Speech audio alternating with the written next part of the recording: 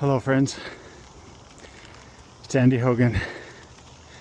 I'm riding my bike, exercising, going up a steep hill.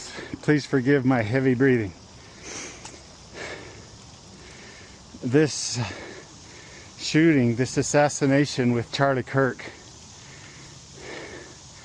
is really triggering my bipolar disorders mania, and trying to deal with it. I thought it could be beneficial for both you and me if I recorded my thoughts. So here I am. I've been thinking, oh, I gotta edit it, I gotta make it right. But that's a symptom. Perfectionism, thinking that if I do it perfectly, then this mania will go away, then I'll feel closure, then it'll be resolved. But from experience, I know it's not. It won't. So I'm just gonna let it run.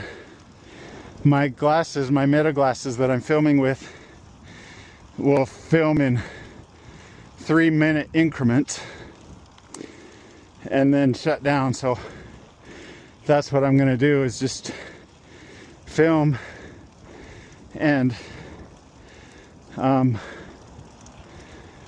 then see how long my batteries last, and in the end make the decision how much I'm gonna post. So the things that are going on in my mind as I'm experiencing more than just my everyday mania, which is racing thoughts,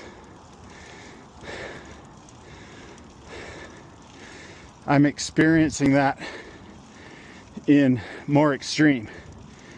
And in psychology, I've learned what's happening is it's moving from hypomania, which is my chronic mental illness.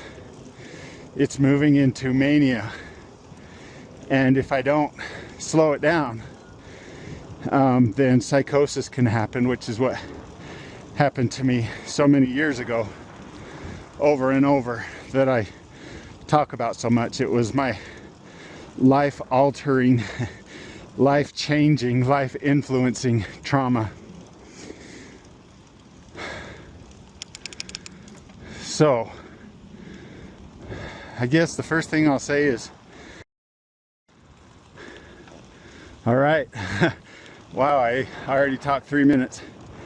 I guess that's the first observation, is these thoughts are coming so fast and so hard, and these feelings so intense that time just flies. I have no concept of time because I'm so much in my head.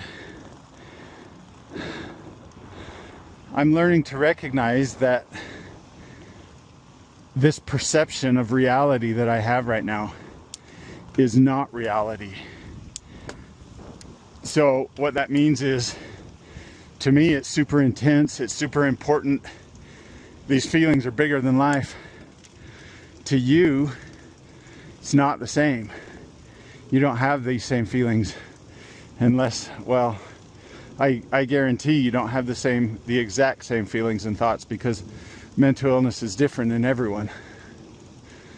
So what I need to do is recognize that, and recognize that what I'm doing is for my own needs, not hide behind the fear of, I can't admit this is mental illness, and so I'm going to pretend that I'm doing this for you.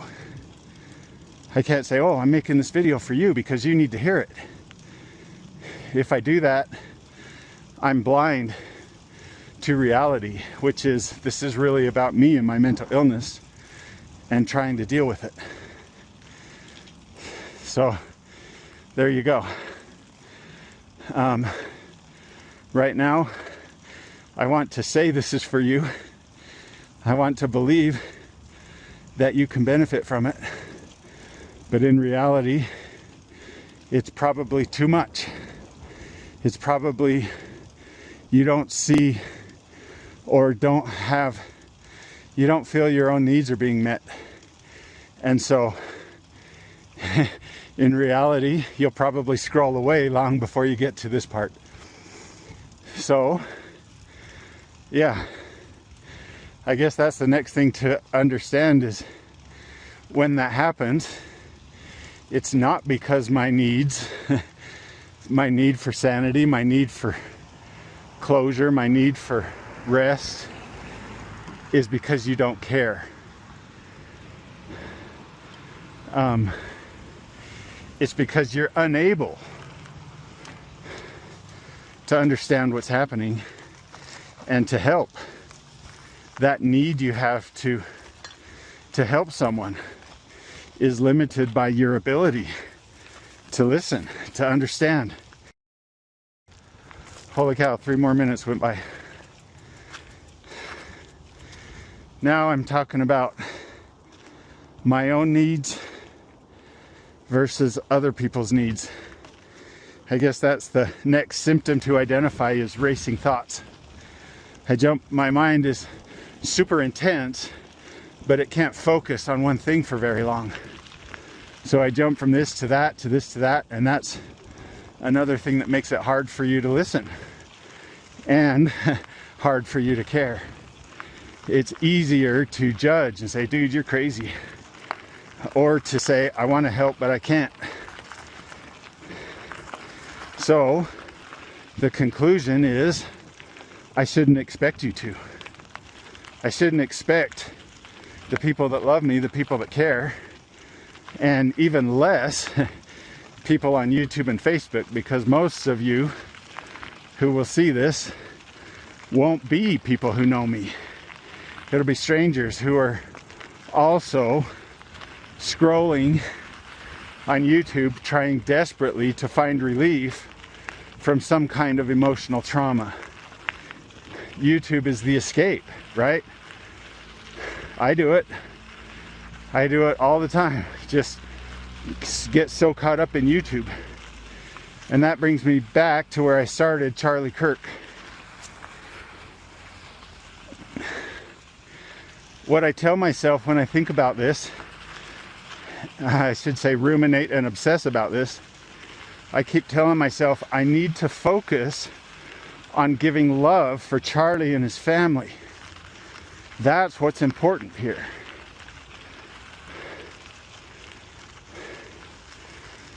What his family needs, what his wife needs. Erica, I learned her name. What her children need. That's where I want my focus to be, but I can't. So that brings me to the question, why? Why can't I think about Erica and maybe send her a note, or just say a prayer for her, or just feel bad for what's happened? What's stopping me from that? Well, the obvious answer is, dude, you're manic. Okay, there's the answer. So that brings the next question. Do I just give into it, or do I fight it? And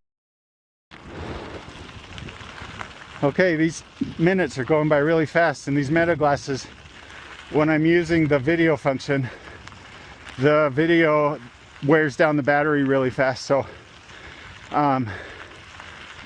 don't know when the battery is going to die. After this 3 minutes, I'll ask Meta how much battery is left, but it could just shut down any minute. But I'm going to keep talking till it does. So here we are at, why can't I give love to Charlie Kirk's family when I want to?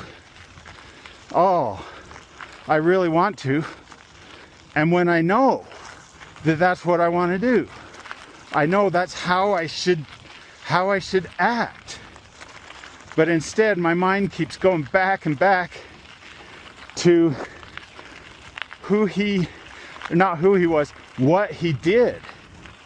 I knew who he was before the assassination. The algorithm gave me tons of videos, and I rabbit holed them. So I'm really familiar with his debates, with his topics. I'm not as able to express what I'm feeling as well as he did, and as fast as he did. I think that was his genius, is he could just debate facts on the spot without being triggered. So anyway, that goes into the mania that I've been trying to slow down and stop, which is understanding if his method of communicating worked, if it accomplished the core needs of what he was trying to do. Well, I'm there, so I'm going to talk about it. My answer is no, it didn't. On the surface, he said that his purpose for doing these debates was to convince people something, to persuade people something. That's on the surface, right? To change people. And if we keep looking on the surface, he did. He persuaded enough young people, according to the news and statistics that Charlie would know perfectly. He did. And that's the reason we have the president today that we do. So that's on the surface. What's underneath that? That's what I'm interested in.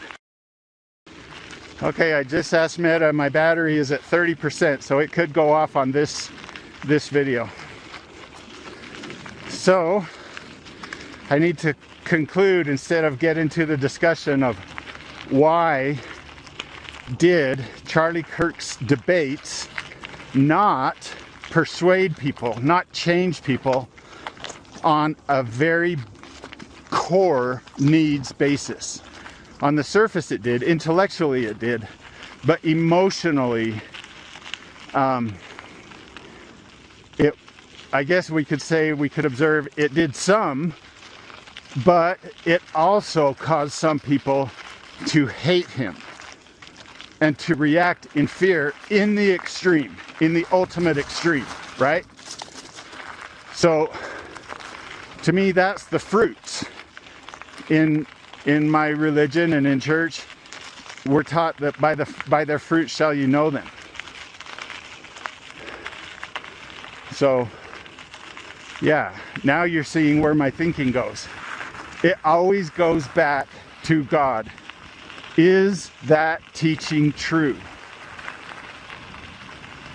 Was Charlie Kirk at a core trying to prove that he was better than people? Is that what people feared? Was he doing it? Is that what they were afraid of? Whoever killed him, and others, if there was conspiracy in a group who did it, or just those who were glad to hear that he was dead, was that their frustration? That they couldn't be right? They couldn't beat him? And so they killed him to shut him up, to get him to stop saying the things that they couldn't prove him wrong. Was that the issue? Or was it that he didn't meet their need? What need? Their need for love. Their need to be heard. Their need to be validated that their pain is real. To have empathy for that pain. To be told, yeah, you feel this way passionately. This is really important to you.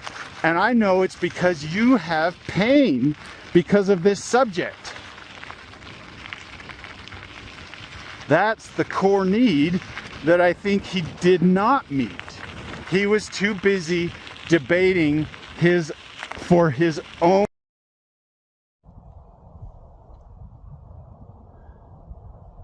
Okay. My Meta glasses batteries ran out while I was in that last one. So that tells me I need to slow down and stop. But I can't do that without finding some kind of closure, some kind of conclusion. So, what is it? To me, it's what can we learn? What do we need?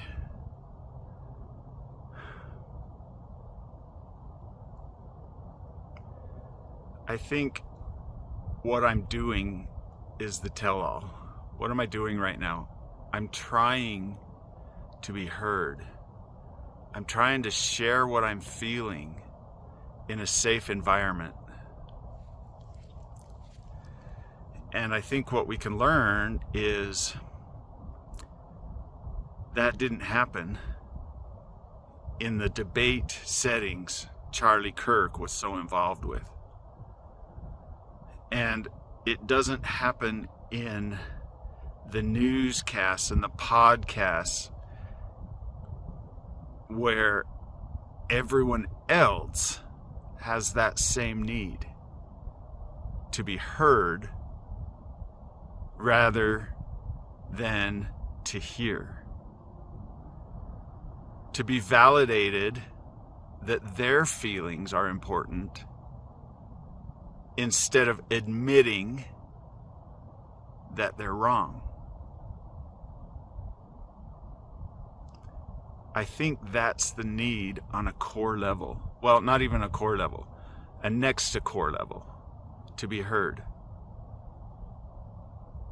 When I look at the core level of what is needed, okay, there goes my thoughts back to God. Everything always comes back to God. That's the ultimate need, right? God. So right above God, the need, I believe, is love. The people who debated with Charlie Kirk wanted to feel love. Both those who agreed with him and especially those who disagreed with him and hated him. They needed the healing of love. And so now I bring it back to myself. I think I need the same thing. That's why I'm making this video. So is my method gonna work? Are you gonna validate? Are you gonna fill my need for love? I already know the answer. No, you're not. You can't. Even if there's anyone who loves me and wants to, who listened to this all the way through. Nobody. So people say, well, it has to come from you. You have to love yourself. You have to fill that void. Well, I agree, it's true, I need to love myself. But that's not going to heal my bipolar disorder. It's not going to stop these racing thoughts. Where can I find perfect love?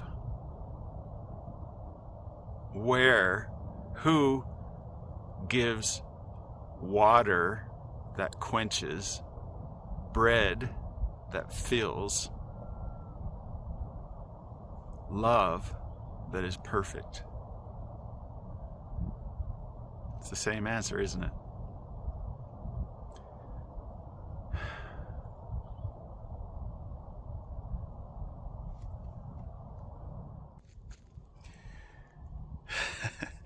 Pretty typical mania. The closing statement does not bring closure. Got to say one more thing.